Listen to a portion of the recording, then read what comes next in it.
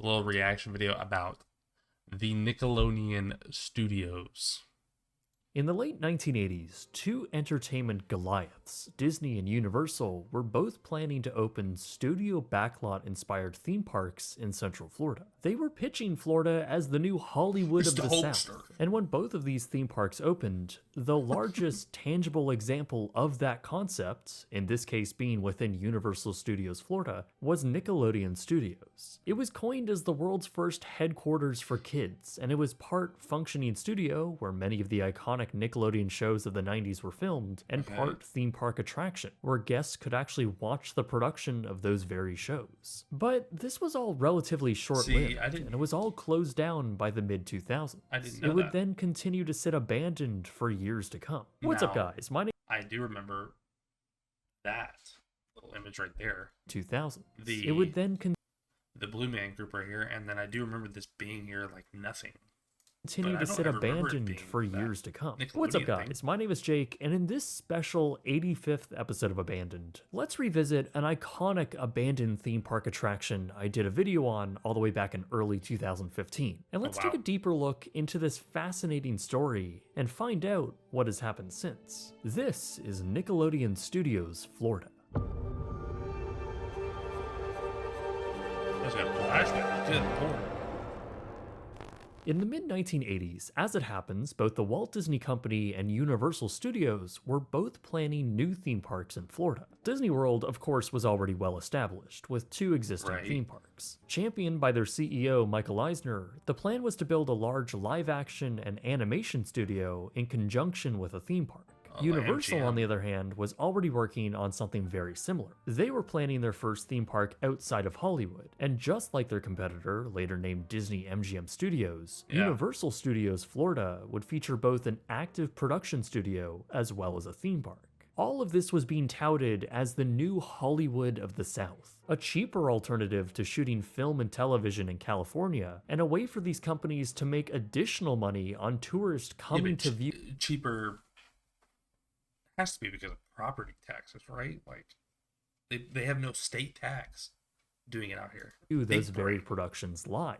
It was an interesting idea, and there was a lot of hype around it, as well as a fierce rivalry between Disney and Universal. But then there was Nickelodeon, a popular and by now well-funded children's network that had been producing original programming like Rated K for Kids, Mr. Wizard's World, Pinwheel, and the extremely popular Double Dare. But I remember the thing was, Nickelodeon had all of these shows being filmed in different locations across North America. They had no large central production facility, and that left them fragmented without the ability to scale new productions.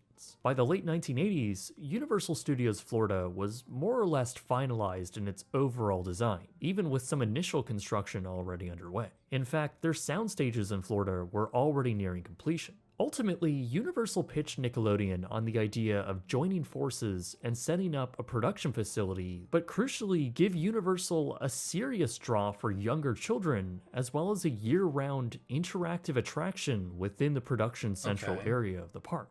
The deal was inked in 1988, with Nickelodeon signing on for a multi-year contract, allowing them use of a large administration building as well as two dedicated sound stages flanking it. They would become Stage 18 and Stage 19, with the middle building being called B17. It was clearly a last-minute addition to the park, which is why it's not depicted on most concept art as well as the public model. It was now going to be placed along a new street just south of the park, jetting off the main thoroughfare. On June 7th, what were those rides? The Adventures of Rocky and Bullwinkle, Murder, She Wrote Mystery Theater, Hitchcock's 3D Theater, The Funtastic World of Hanna-Barbera? Bro, I've never heard of any of just these south rides. of the park. E.T., okay, E.T. still exists. The gory, gruesome, and grotesque horror makeup show. So now it's just the Rocky Horror makeup show now. Jetting off the main. Lucy, a tribute. Ghostbusters, which is now Jimmy Fallon. Animal Actor Stage is still there. The Lagoon. Thoroughfare. On June 7th, 1990, Universal Studios Florida had officially opened to the public, and with it, so did Nickelodeon Studios. Oh wow, Universal The isn't studio even that facade was old. plastered in a very 90s color scheme, but overall playful and colorful, very indicative of the Nickelodeon aesthetic. The courtyard was also adorned with Nickelodeon-themed benches and the Slime Geyser, which was theatrically unveiled later that Slime year. Geyser, There were wow. also some photo ops, and later a few props and a gift shop. However, when the park first opened, you didn't necessarily feel all too disconnected from where you just arrived, as just beyond those photo ops was a weirdly large empty field and then the parking lot, which the trees didn't really do a good job at hiding. No matter, as the real attraction was once you got inside.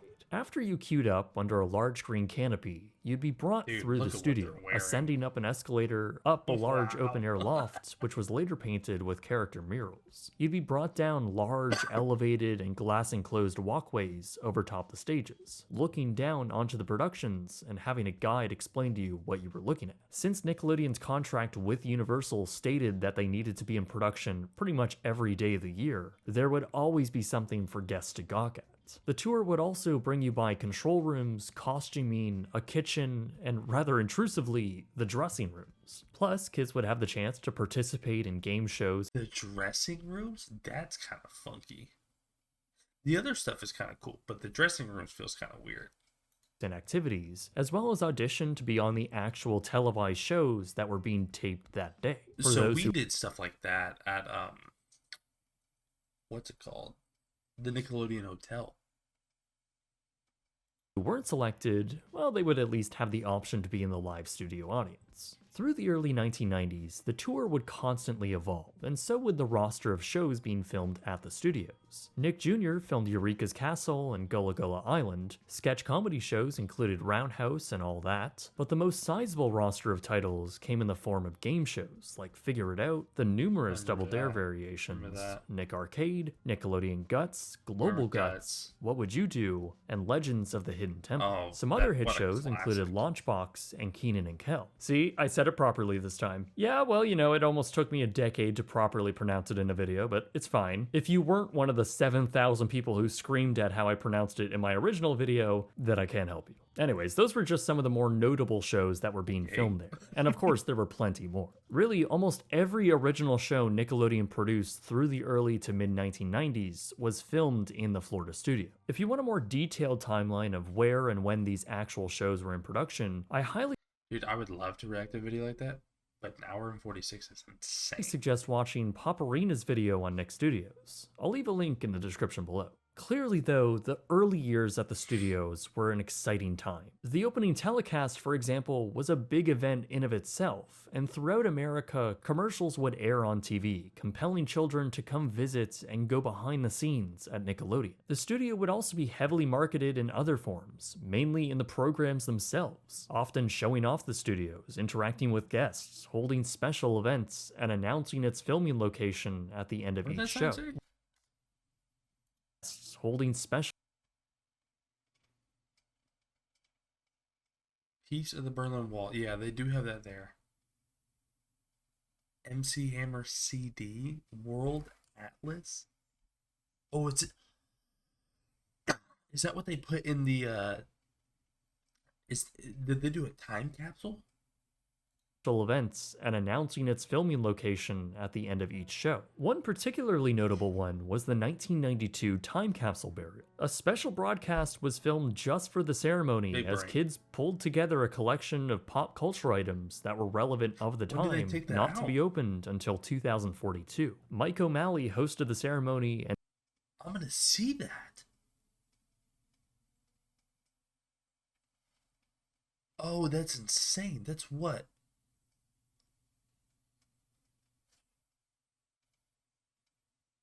17 years from now? himself made predictions stating that kids of the future will always be able to visit this location and the world's first headquarters for kids, which would really turn out to be wishful thinking. Regardless, Nickelodeon at the time was extremely popular, and the studios were a big draw for Universal's guests as a whole, especially since a history of the Nickelodeon Studios. Universal was a bit of a letdown. Honestly, I thought this was about the Nickelodeon Hotel. I forgot Nickelodeon had their own studios there at on opening Universal. day. It didn't have a vast number of attractions. Nickelodeon was a We central just part of learned. the Universal experience. We just learned they have a time capsule that they're going to open up in 2042. Especially for those who actually wanted to Just see like not behind the that far scenes away. of TV production. They The buried it in park's tram tour 2002. would also drive right through the courtyard, as well as take guests beyond the pathways and behind the main stages. But as time passed, Nickelodeon was starting to feel the long-term effects on how shooting in Florida would actually work. It turns out people don't really want to have to relocate to Central Florida. Now, yes, production labor It makes was you often wonder though, cheap. like, is that why they don't do anything with that plot of land over there too? Because they just can't dig it up until that year. Like, do they even do anything with those sound studios now? And Nickelodeon wasn't forced by law to hire union staff. But on the other hand, there was also a significantly less capable talent pool. As for the talent themselves, well, many strongly objected to actually moving to Florida, so most would just fly across the country for filming. It began to get complicated, especially as directors brought their shows off-site and filmed them elsewhere. There were also just logistical headaches on the core design of the studios. Long-term, it was beginning to become a challenge to have theme park guests constantly flowing through active and inactive, made to look active because they were contractually made to, production space. Staff and talent were always being observed, making this a less than ideal place to work. This is a problem that Universal Studios Florida was facing as a whole, as was Disney MGM Studios. Theme park rides, never-ending guests, and even the weather with the never-ending rain on the metal sound stages were a constant annoyance. Disney was starting to plan and even build new attractions completely divorced. We saw a bunch of people get slimed at the beginning. And it not only was green slime, but it was pink and blue slime. From any backstage theming. Universal was also expanding in a big way, turning this single theme park into a whole resort, complete with new infrastructure, hotels, vast landscaping, a retail and entertainment district, and a completely new theme park that would ultimately become Islands of Adventure. This was a big, nearly $3 billion step for the entire resort, and it also meant that the original Universal Studios park would see some updates. By the mid to late 90s, it was following in Disney's footsteps, building brand new attractions based on IP instead of Dude, you want to talk about a classic ride? Twister, man. What a classic ride. Theming. It was a new direction for the park and saw the elimination of the studio tram tour. The fact of the matter was, Universal Studios Florida wasn't seeing the number of high-profile film and television like they were in California. Because there was nothing interesting being filmed on site, Hey, I don't know if you noticed, or I don't know if you heard, but they brought back the singing quartet at the Jimmy Fallon show until August. Weren't all that interested in the backlog. Like, Nickelodeon Studios was becoming the only way to see a real production. But even there, original programming was beginning to dry up. More producers and directors advocated for moving their production in the ride. You know that little sound stage that you go into and you sit in? There's like that performance stage that never got used when we went. Yeah, so apparently they used to have like a quartet come up there and sing your whole time waiting. And then they just stopped it for some reason. And now they're bringing it back from now until August. I guess they probably just test it out and see if people still like it. To California, yeah, notably Kenan and Kel and all that. For the entirety of 1996, there were no live audience game shows being filmed on site, and the studio's fate was becoming Did you just let him taste test slime? More and more apparent by the following year. Yeah, in 1997, Nickelodeon purchased the Earl Carroll Theater along Sunset Boulevard in Los Angeles. They renamed it to Nickelodeon on Sunset and began transferring some of their productions. You've always wanted to taste it? Like, you realize you're grown, right? Like, you can make it at any point. In fact, you can make it tomorrow and taste it. Over to that facility. Meanwhile, Nickelodeon laid off around 10% of their full-time workforce in Florida. While some of those live action productions were moving to California, animation was now becoming a larger part of the network's overall roster, Rugrats, man. and What a that was all being classic. produced over on the West Coast. The Florida studio didn't even have a facility capable of producing animated television. By the late 90s, Universal Studios Florida How? I don't understand how. How is that not possible? It's animated. Can't you animate anywhere?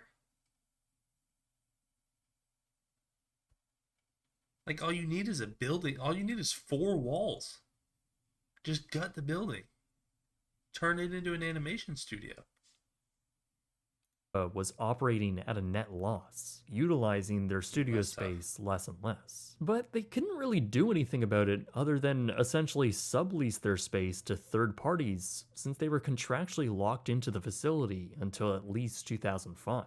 Universal certainly wanted them to stay, as the attraction for the studio was still pretty popular, despite the park-wide shift in theming. By the early 2000s, production within the two stages would become less frequent, with even more employees laid off. This was also following Yeah, I the completely lackluster forgot. opening of Universal's new theme park, Islands of Adventure. And that paired with the tourism downturn of 2001, Look at that. well, Universal was in a bad place overall. Nick Studios Florida was hemorrhaging money and providing little value overall to the greater network. Fewer productions also made the tour attraction a lot less interesting and left it feeling a bit tired and even dated. Things The were getting so yellow slime. desperate that What? Nickelodeon began auctioning off thousands of old props. Now, this wasn't to say Nickelodeon didn't Was that? began auctioning off thousands Is that the Blue's Clues couch? Or chair? of old props. Now, I can't tell it's because it's in black and white, but I assume so it's because so desperate that Nickelodeon began auctioning off of like the seam. thousands of old props. Now, this And wasn't just to the say shape of it. Nickelodeon didn't have a place in theme parks, because it obviously did with the opening of a Jimmy Neutron simulator ride, as well as a water Yes, play that area was a at great the ride. Universal Park in Hollywood. It was just the studios in Florida that was quickly becoming a redundant facility in the network, which meant there was just no sense in investing money in it for it to be an up-to-date attraction. I think everyone knew by this point there was no long-term future for the studio, and they were simply Okay, running actually, it out of I low-key kind of remember this. Especially this sign specifically. And this little, like, design on the wall. I feel like I remember seeing that when we used to go as kids. obligation until their contract expired. And that was coming up soon. Through the early 2000s, there were really no updates made to the experience, apart from a 2004 paint change following some damage after Hurricane Charlie, which actually saw the removal of the 90s Nickelodeon Oh, wait, aesthetic. 2004? That's when they changed it to that? Maybe I don't. How old will I have been? I would have been, well, I would have been 7. I don't know when we used to go, though. When did we used to? No, I had to have been older than 7. But this was merely cosmetic, and by early 2005, it was obvious Nickelodeon would not renew their contract. Nickelodeon Studios Florida closed on April 30th, 2005. The studios and attraction had been opened for just under 15 years. Over the next year, the I studio mean, we're saying just under 15 years. Like, that's not a long time. That's a long time. facades would slowly lose their branding and theming, with the administrative building becoming just a green, nameless structure at the dead end Yeah, it's kinda of weird. Universal Studios. The sound stages lost their advertising, all references to Nickelodeon were painted over, and the slime geyser was removed. Nickelodeon Studios was now an attraction of the past, and Universal was looking to reuse some of that But real estate. Is that still there? The little References to Nickelodeon were painted over, and the slime geyser where they buried that? was removed. Nickelodeon Studios was now an attraction of the past, and Universal was All right, sorry, we're back. converted to the Sharp Aquos Theater and would be hosting the Blue Man Group, a live stage show that was Yes, I pretty remember. popular at the time. Preparations for this got I've only been underway to it, like, pretty once. quickly, painting Stage 18 blue with a massive Blue Man Group mural and moving believe- the I think we secondary went park once. entrance back, turning this courtyard into public space. A long pathway would extend just beside Hard Rock Cafe, and the show And that right opened there, on June 6th, 2000. Hard Rock, yes. And that used to be the back entrance that we used to always take to the theme park because right in here is like a little entrance. We used to always jump in here, and then we would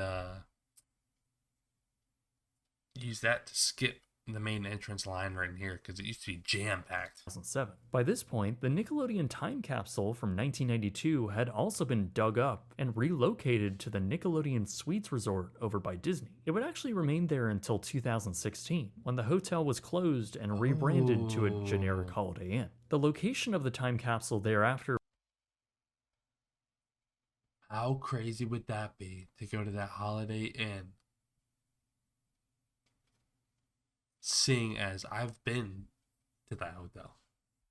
Was sort of up in the air, though it was confirmed that it had been moved to the animation studios over in California. Now, following the opening of Blue Man Group, Nickelodeon did actually return to Universal Studios Florida for a brief period in 2008, utilizing the larger sound stages behind the old studios for the filming of My Family's Got Guts. Once the show wrapped, though, it would be the last time Nickelodeon would produce anything from Universal Studios in Florida. While Stage 18 was now home to this new Blue Man Group show, Stage 19 and the middle iconic Nickelodeon administrative building, well, they were just left essentially abandoned. Neither were removed or really altered in any significant way. From the outside, they just got a very bland white and blue paint. Well, and now think about it. Now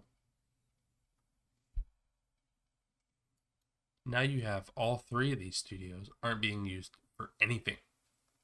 As far as I know. Because Blue Man left. They're at the where the Orlando Eye is, whatever that place is called. They were just left essentially abandoned. Neither were removed or really altered in any significant way. From the outside, they just got a very bland white and blue paint job. Though curiously, the orange railings were actually left as they were, not being painted to blue until 2013. This left almost no visual design cues from the original Nickelodeon days, apart from one wall facing away from guests, though it too would be painted over in 2006. I was about to say, so you're just going to paint the whole building and then not paint that one wall? But inside, well, it was a completely different story. As early as 2006, people would start finding their way inside the now closed studio and attraction, and they would find pretty much everything exactly as it was. Photos began emerging of large props both from the attraction tour and the actual production sets themselves. Meanwhile, over in the administration offices, well, they too were left completely untouched. Back in the 90s, when the studio first opened, all of these offices were highly themed and continued to evolve as new shows came out. By 2012, all of these spaces continue to sit there abandoned, and this was notably documented by Adam the Woo. In the late 1990s, the escalator room that spanned 2 floors was, as we know, a large open space filled with the bright Florida sunshine pouring through the square windows on the 2nd floor. It was decorated with large cutouts and murals of the Wild Thornberry animated show, and now, nearly a decade since the show had been taken off the air, it sat disused and abandoned, no longer an active thoroughfare for thousands of daily guests. Nickelodeon branding of the era would be found all across doors, seating, with the distinctive typeface found everywhere else. Disused and likely outdated production equipment were left in control rooms. Dust was now collecting on the old dressing rooms, and the interior hallways were left exactly as they were the day the studio closed, adorned with floor-to-ceiling artwork from Ren and Stimpy. Some of the larger and less themed spaces were being rented out or used by Universal for smaller events, but presumably the administration space was left completely unused, which is likely why it remained stuck in time. And it was pretty shocking to see this, as everyone thought Nickelodeon from the 90s was now gone forever. But in fact, behind those walls was a completely different world from a completely different time. For a full decade, these interiors of Nickelodeon Studios remained as they were, completely abandoned. Finally, in 2015, Universal Studios' production arm announced they would be investing a little over $1 million into renovating the space to accommodate modern equipment and build out a live and post-production support facility. And it made sense to do this, especially if Universal saw there was enough demand when renting out their other stages, including the adjacent stage 19. So, work began in 2015, first with ripping out the escalators in the main entrance room and taking down the old murals. I remember being allowed inside the former studio back in December of 2015, capturing this footage from the now freshly painted escalator-free room. It was now bland and generic, free of any Nickelodeon theming. Really, as was the rest of the structure. Now completely devoid of any personality, the open space was as utilitarian as possible, with live events and production gear stacked up everywhere. From that point on, that's how the former Nick Studios would remain. Universal would construct the massive Rip Ride Rocket roller coaster in the summer of 2009, and now it's being closed. Its load station would tightly squeeze up against stage 18, with the pathway to the Blue Man Group hugging the final few turns of the track. By 2012, Sharp Aquos had dropped their sponsorship for the Blue Man Group. Their logo was of course removed and the facade saw a new paint job. It wouldn't be until early 2020 when Universal had shut down the park due to the pandemic. Blue Man Group of course shut down with it. However, upon the park's reopening, Blue Man did not join it. In fact, the show's parent company, Cirque du Soleil, had filed for bankruptcy over the pandemic, suspending all shows out of crippling financial pressure. By early 2021, it was announced Blue Man Group would not return. Stage 18 was painted over in solid blue, and City Walk access to the building was now closed off. The theater would be used on and off for seasonal events, notably the park's Grinchmas event, which streams guests into the former Stage 18 theater for... Really? I did not even realize that. Wow.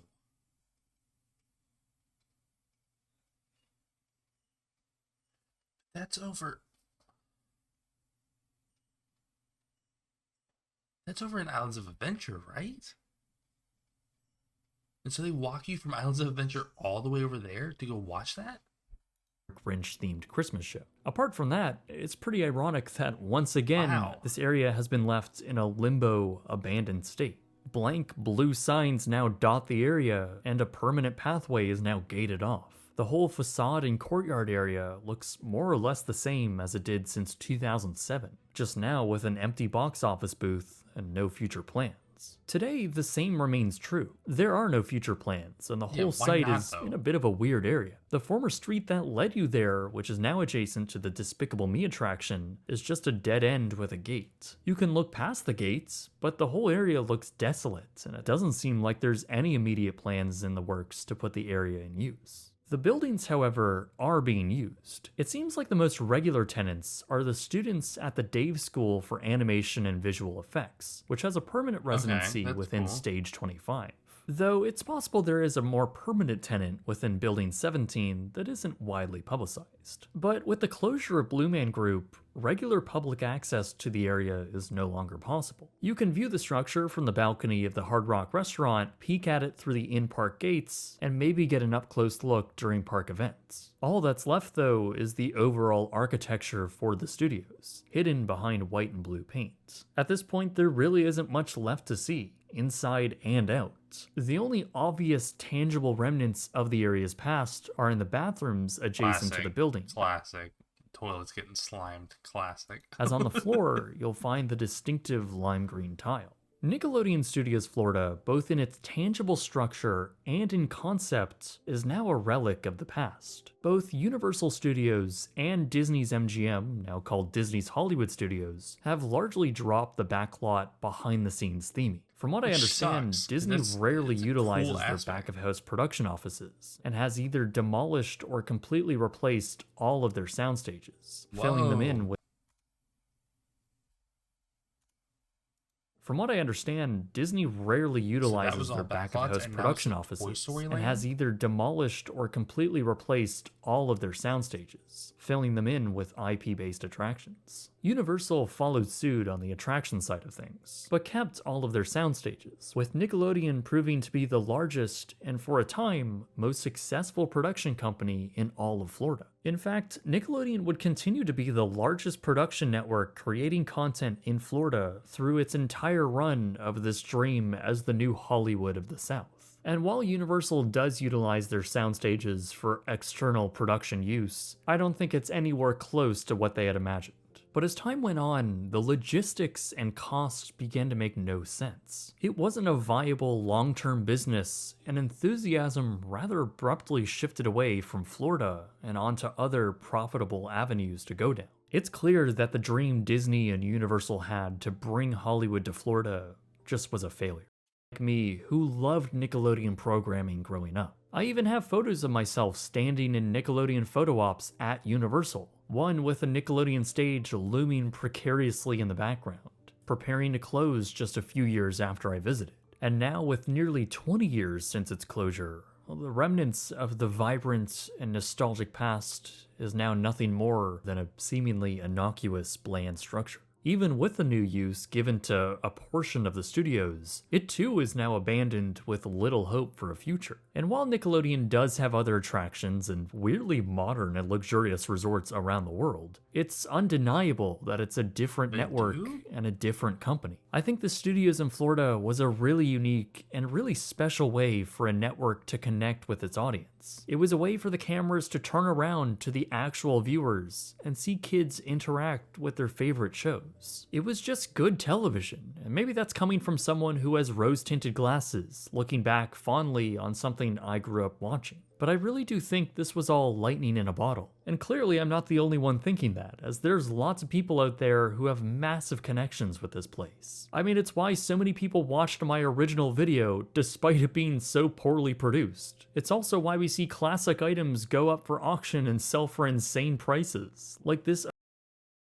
original time capsule cover that went up for auction and sold for close to $20,000. Same Oh my for this toilet paper from 1993, which sold for a little over $220.